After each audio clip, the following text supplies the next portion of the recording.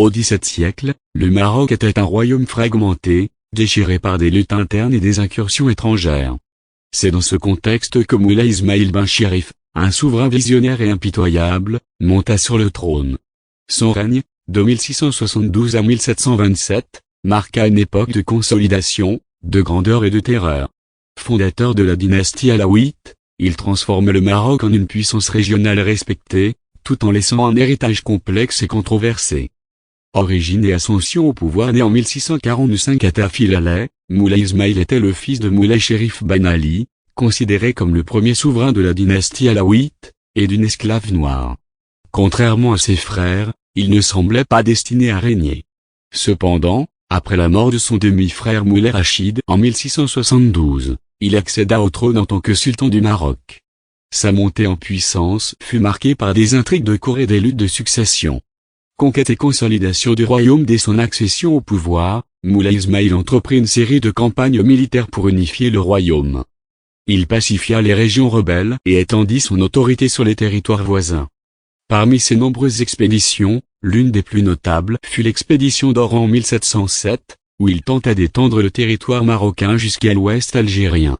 Malheureusement, cette tentative se solda par une défaite décisive face aux forces algériennes.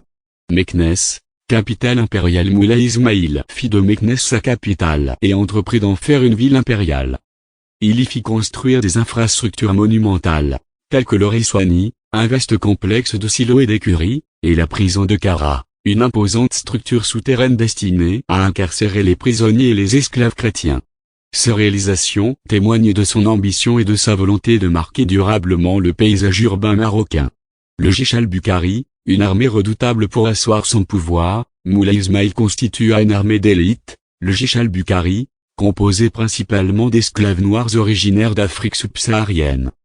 Cette force militaire, loyale et disciplinée, joua un rôle crucial dans la pacification du royaume et dans les campagnes militaires du sultan. Elle symbolisait également l'autorité absolue de Moulay Ismaïl sur ces sujets. Un sultan aux mœurs controversées. Le règne de Moulay Ismaïl fut également marqué par des aspects plus sombres.